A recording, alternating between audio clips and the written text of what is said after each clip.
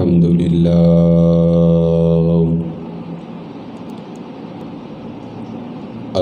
لله رب العالمين،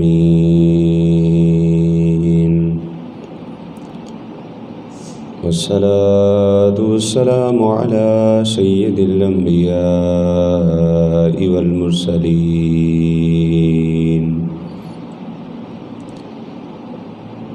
أما بعد فقد قال النبي صلى الله عليه وسلم: من كنت نبيا وآدم بين الماء والطين.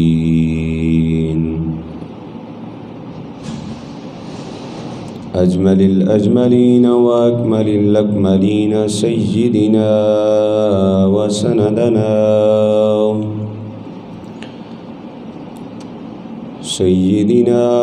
وسندنا ومولانا وحبيبنا ومأوانا وملجانا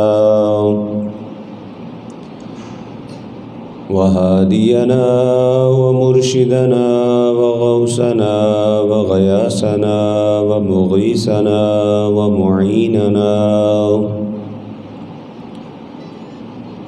وكتبنا وفريدنا ونزامنا وسراجنا وبلاءنا وأشرفنا ونور عيننا محمد وعلى آله وأصحابه أجمعين. أما بعد فقد قال الله تبارك وتعالى في كلامه المجيد والفرقان الحميد: ألا إن أولياء الله لا خوف عليهم ولا هم يحزنون. صدق الله مولانا العلي العظيم، وبلغنا رسوله النبي الكريم الأمين، ونحن على ذلك لمن الشاهدين والشاكرين، والحمد لله رب العالمين. إن الله وملائكته يصلون على النبي يا أيها الذين آمنوا صلوا عليه وسلموا تسليما. الصلاة والسلام عليك يا سيدي يا رسول الله، وعلى آلك وأصحابك يا سيدي يا حبيب الله. الصلاة والسلام عليك يا سيدي يا رحمة للعالمين، وعلى آلك وأصحابك يا خاتم النبيين. الصلاة والسلام عليك يا شفيع المذنبين، وعلى آلك وأصحابك يا راحة العاشقين. مولاي صل وسلم دائما أبدا على حبيبك خير الخلق كلهم، یا صاحب الجمال و یا سید البشر، من وجهک المنیر لقد نور القمر، لا يمكن الثناء کما کان حقہ بعد از خدا بزرگ تو ہی۔ قصہ مختصر۔ بندہ پروردگارم امت احمد نبی، دوست دار چار یارم تابع اولاد علی، مذہب حنفی ادارم ملت حضرت خلیل، خاک پائے غوث اعظم زیر سایہ ہر ولی۔ بعد از حمد و ثناء و درود و سلام نبی مکرم شفیع معظم احمد مجتبیٰ جناب محمد مصطفیٰ صلی اللہ علیہ وسلم۔ معزز محتشم سامعین وقار، قرآن مجید فرقان حمید سے مشہور و معروف آیہ مبارکہ تلاوت کرنے کا شرف حاصل ہوا۔ اللہ تبارک و تعالیٰ کی بارگاہ میں دعا گو ہوں خالق کائنات اس آیت کے ضمن میں مجھے حق بیان کرنے کی، ہم سب کو حق کو سن کر اسے قبول کرنے کی، اس پر عمل کرنے کی اور اس پر قائم رہنے کی توفیق عطا فرمائے۔ معزز محتشم سامعین وقار، یہ آیہ مبارکہ تقریباً ہر ولی کامل کی سیرت بیان کرنے سے پہلے تلاوت کی جاتی ہے، کیونکہ اس کے اندر اللہ تبارک و تعالیٰ نے اپنے اولیاء کاملین کے حوالے سے ولیوں کے بارے میں محبت کا اظہار فرمایا ہے۔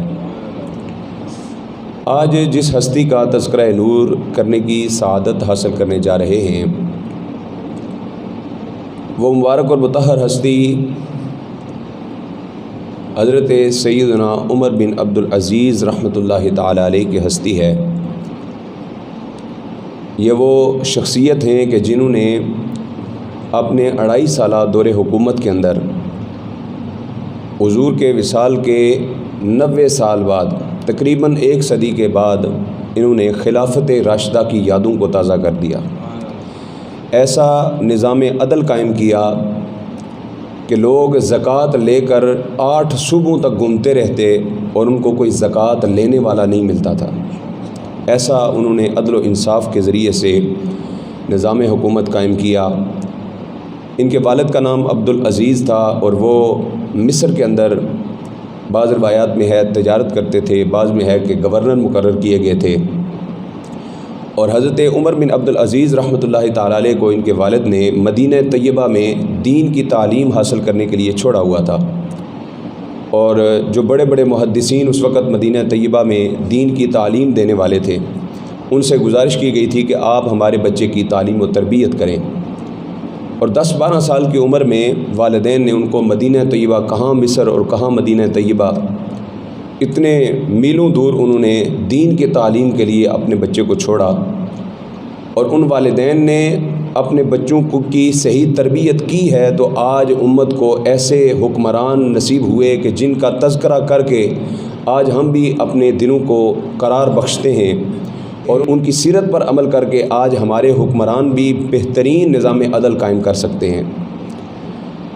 حضرت عمر بن عبدالعزیز رحمۃ اللہ تعالی علیہ کے والد محترم نے حضرت عمر بن عبدالعزیز رحمۃ اللہ تعالی علیہ کو حکم دیا تھا کہ بیٹے تم نے استاد گرامی کے حکم کی تعمیل کرنی ہے، جو وہ حکم کریں تم نے ان کے حکم کو ماننا ہے۔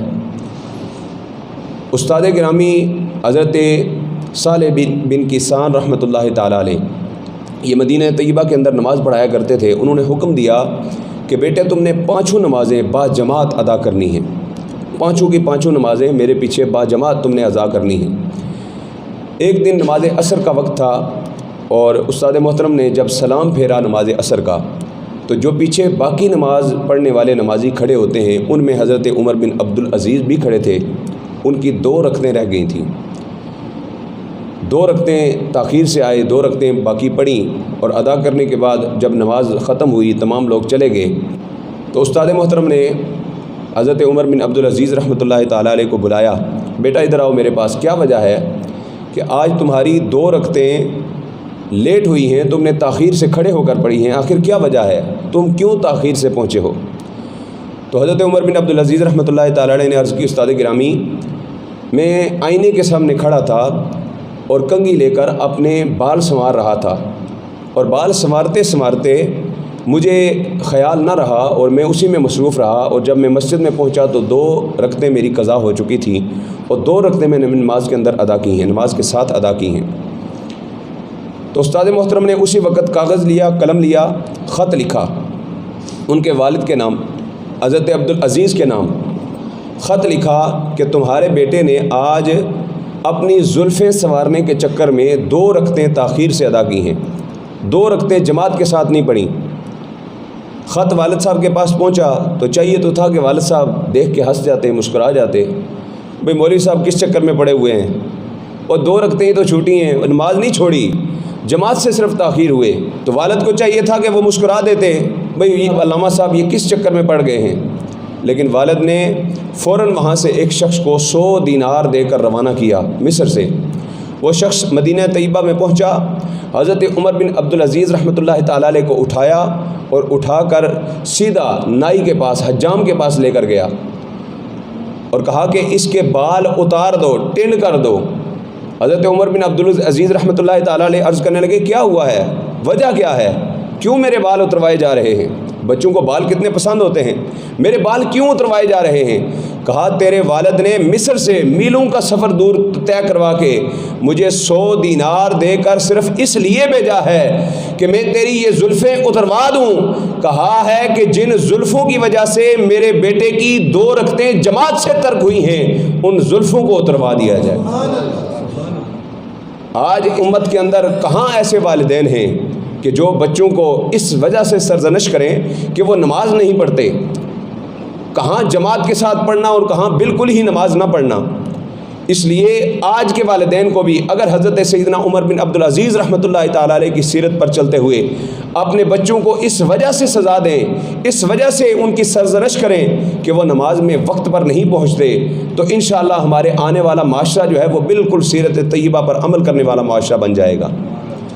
اور اس طرح جب ان کی تربیت ہوئی اتنی سختی کے ساتھ، تکلیفیں برداشت کرنے کے ساتھ ساتھ انہوں نے جب دین سیکھا، پھر حضرت عمر بن عبدالعزیز رحمۃ اللہ تعالیٰ علیہ کو آپ سے پہلے خلیفہ حضرت سلمان بن ملک نے وفات سے پہلے ہی خلیفہ نامزد کر دیا۔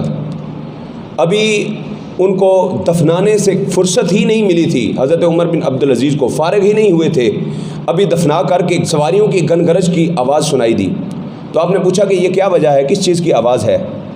تو آپ کے قریب جو افراد تھے انہوں نے کہا کہ آپ خلیفہ وقت نامزد ہوئے ہیں، تو آپ کے پروٹوکول کے لیے یہ شاہی سواریاں آ رہی ہیں، یہ ان کی گنگرج ہے، یہ شاہی سواریاں آپ کے پروٹوکول کے لیے لائی جا رہی ہیں، آج سے آپ خلیفہ نامزد ہو گئے ہیں۔ تو حضرت عمر بن عبدالعزیز رحمۃ اللہ تعالیٰ علیہ نے تاریخی جملہ ارشاد فرمایا، آپ نے فرمایا عمر بن عبدالعزیز کو ان سواریوں کی ضرورت نہیں ہے، عمر بن عبدالعزیز جس طرح قبرستان میں چل کر آیا ہے ویسے واپس بھی چلا جائے گا۔ فرمایا جس طرح میں آیا ہوں ویسے واپس چلا جاؤں گا، مجھے کوئی سواریوں کی ضرورت نہیں ہے۔ آپ واپس جانے لگے تو حفاظتی دستہ، بڑا چاق و چوبند دستہ آپ کے قریب آیا۔ یہ کس لیے؟ فرمایا یہ آپ کی حفاظت کے لیے ہے۔ آپ نے فرمایا مجھے کوئی حفاظت کی ضرورت نہیں ہے، اللہ میرا حافظ و ناصر ہے، مجھے کسی حفاظت کی ضرورت نہیں، جس طرح عام لوگ زندگی بسر کرتے ہیں میں بھی ویسے ہی زندگی بسر کروں گا، مجھے کسی پروٹوکول کی ضرورت نہیں ہے۔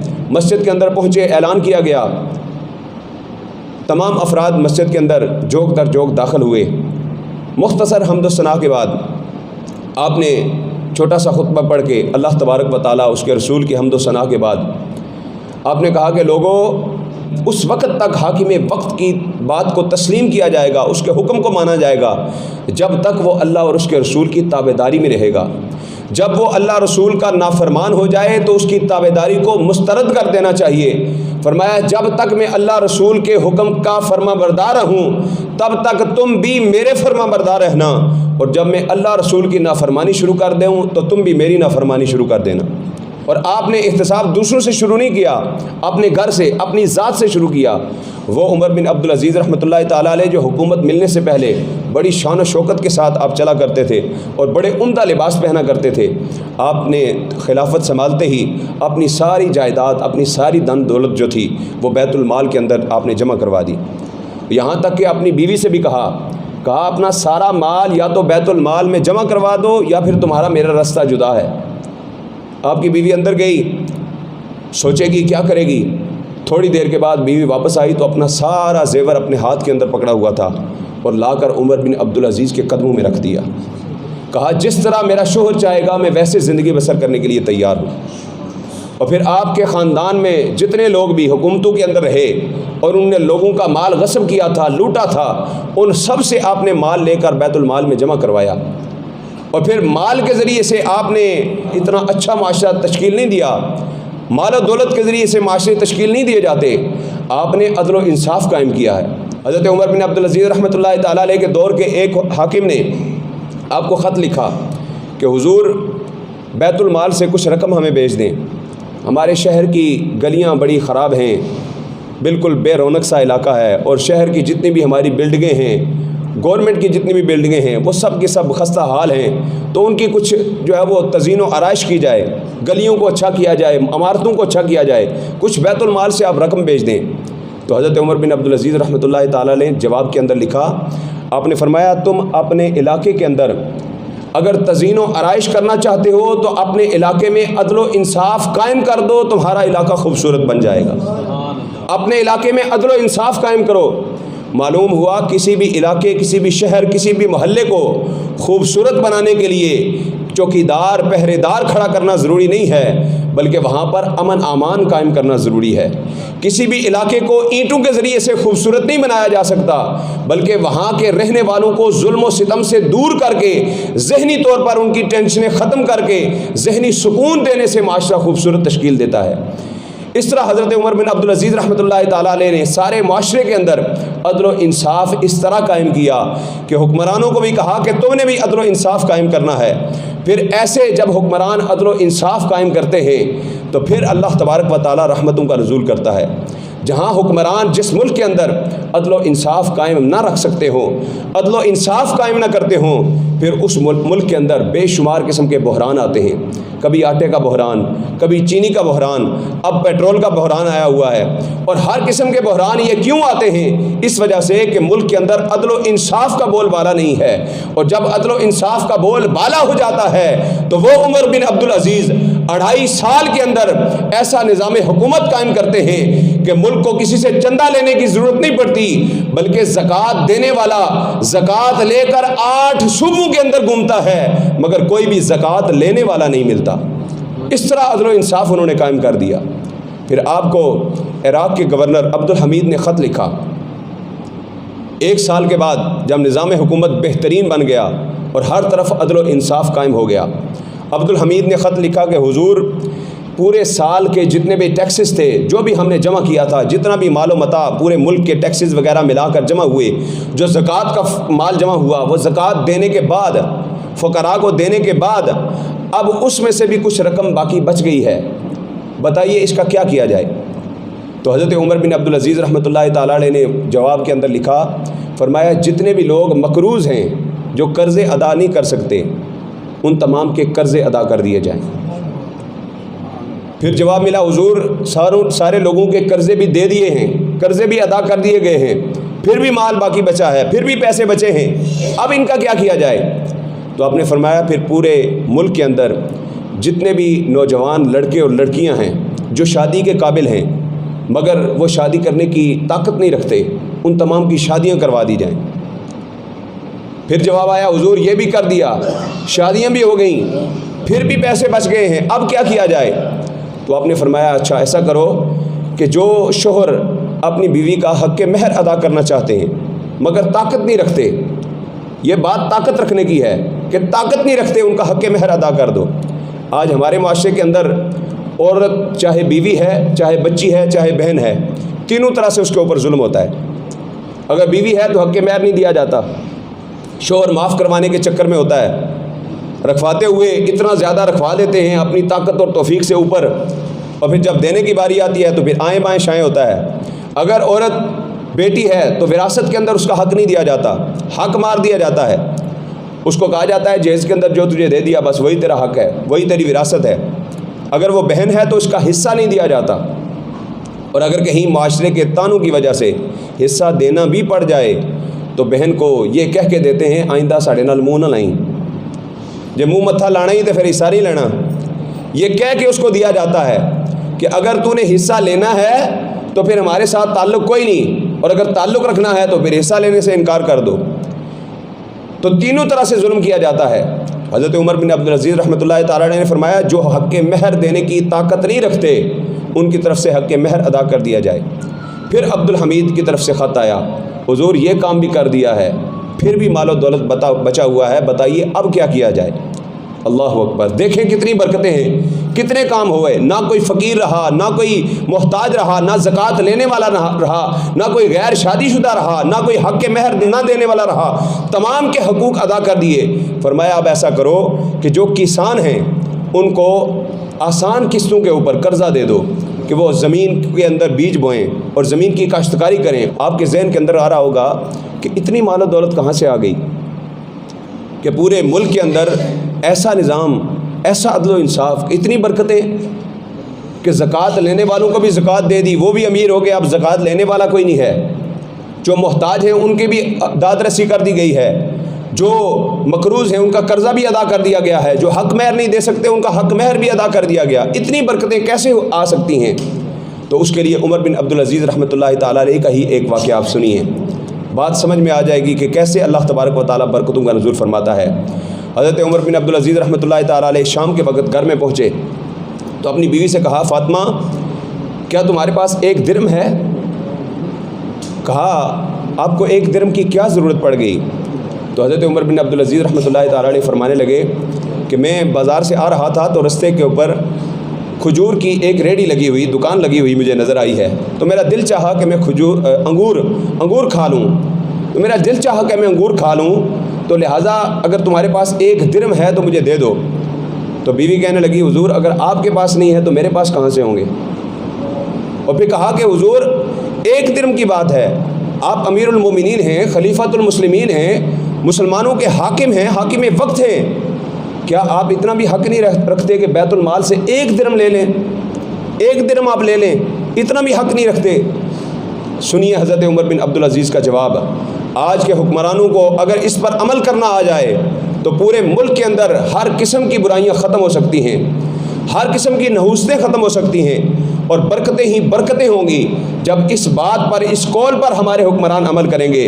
حضرت عمر بن عبدالعزیز رحمۃ اللہ تعالیٰ علیہ نے اپنی بیوی کو جواب دیا، جس درم کی طرف تم اشارہ کر رہی ہو، یعنی بیت المال سے لینے والا درم، جس درم کی طرف تم اشارہ کر رہی ہو وہ درم نہیں، وہ آگ کا انگارہ ہے، وہ درم نہیں، وہ میرے لیے آگ کا انگارہ ہے۔ آج اگر ہمارے حکمران ملکی خزانے کو لوٹنے سے پہلے، اپنے بینک اکاؤنٹ بھرنے سے پہلے، بیرون ملک میں ملک پاکستان کی جائیدادیں اور مال لے کر جانے سے پہلے اگر اس بات کو اپنے ذہن کے اندر بٹھا لیں کہ قومی خزانہ بغیر ضرورت کے ہمارے لیے استعمال کرنا آگ کا انگارہ ہے، تو پھر پورے ملک کے اندر عدل و انصاف قائم ہو سکتا ہے۔ ملک میں تبدیلی لانے کے لیے کسی قادیانی کو خوش کرنے کی ضرورت نہیں ہے، ملک میں تبدیلی لانے کے لیے سکھوں کے لیے رستے ہموار کرنے کی ضرورت نہیں ہے، ملک میں تبدیلی لانے کے لیے آسیہ مسیح ملعونہ کو ملک سے باہر نکالنے کی ضرورت نہیں ہے، ملک میں تبدیلی لانے کے لیے ظلم و ستم کرنے کی ضرورت نہیں ہے، ملک میں تبدیلی لانے کے لیے بحران کرنے کی ضرورت نہیں ہے۔ اگر ملک میں تبدیلی لانی ہے تو عدل و انصاف کو قائم کرنے کی ضرورت ہے۔ جس ملک کے اندر عدل و انصاف قائم ہو جائے، ظلم و ستم کا خاتمہ ہو جائے، اللہ تبارک و تعالی وہاں پر اپنی رحمتوں کا نزول فرما دیا کرتا ہے۔ حضرت عمر بن عبدالعزیز رحمۃ اللہ تعالیٰ علیہ نے ساری زندگی، کتنا عرصہ گزرا آپ کا؟ 2.5 سال۔ آج 5 سال میں حکمران یہی رونا روتے رہتے ہیں، جی ہمیں تو جناب اوپر سے وراثت میں جناب قرضے ملے ہیں، ہمیں تو وراثت میں یہ چیزیں ملی ہیں، یعنی پچھلے حکمران سارا کچھ کر گئے ہیں، بھائی تم نے کیا کیا ہے؟ تم نے ملک کے لیے کیا کیا ہے؟ تو اگر حکمران خود عدل و انصاف قائم کرنا شروع کر دے اور اپنی ذات سے احتساب شروع کرے تو پھر ملک کے اندر تبدیلی آیا کرتی ہے۔ حضرت عمر بن عبدالعزیز رحمۃ اللہ تعالیٰ علیہ نے سب سے پہلے اپنی ذات سے شروع کیا، اور آپ صرف ایک ٹوٹا پھوٹا پرانا سا لباس وہی آپ زیب تن کیا کرتے تھے۔ جب آپ خلافت کے مسند پر بیٹھتے اس وقت آپ ایک جبہ پہن لیا کرتے تھے، دستار پہنتے تھے، اس کے علاوہ آپ کے پاس صرف ایک ہی جوڑا تھا۔ جب آپ مرگ وصال میں تھے اور آپ کے اپنے اعزاء نے، جن سے آپ نے مال لے کر بیت المال کے اندر ڈالا تھا، انہوں نے ہی سازش کے ذریعے سے آپ کے ایک غلام کے ذریعے سے آپ کو زہر دلوایا تھا۔ صرف 1000 اشرفیوں کے عوض اس نے زہر دیا۔ جب زہر دے چکا، آپ کو پتہ چل گیا، تو آپ نے فرمایا تجھے کس نے کہا تھا، بتا دے مجھے۔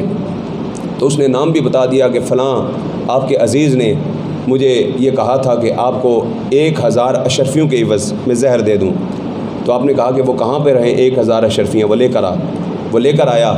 تو آپ نے کہا کہ ان کو بھی بیت المال میں جمع کرا دو۔ ان کو بھی بیت المال میں جمع کروایا اور کہا کہ یہاں سے بھاگ جا، غائب ہو جا، کسی کو نظر نہ آنا، میں تیرے بارے میں کسی کو نہیں بتاؤں گا۔ اس طرح صبر و استقامت کا دامن آپ نے تھاما، اور ایک ہی جوڑا آپ کے جسم پر تھا۔ جب مرگ وصال میں آپ بستر پر تشریف فرما تھے تو آپ کی بیوی کے بھائی کمرے کے اندر داخل ہوئے تو کہنے لگے یہ وقت کا حکمران ہے، لوگ ان کا پتہ کرنے کے لیے آتے ہیں، کم از کم ان کے کپڑے تو تبدیل کروا دو، کوئی لباس تو تبدیل کروا دو، یہ پھٹا پرانا لباس پہنا ہوا ہے۔ 2-3 بار جب بیوی سے کہا تو آخر بیوی نے جواب دیا، بھائی میں کیسے ان کے کپڑے تبدیل کرواؤں، ان کے پاس تو یہ ایک ہی جوڑا ہے، یہی جوڑا ہے، اس جوڑے کے علاوہ ان کے پاس اور کپڑا ہی نہیں ہے، تبدیل کہاں سے کرواؤں؟ اپنے جسم کے کپڑے تک اتار کر اپنے ملک کے لیے قربان کر دیے۔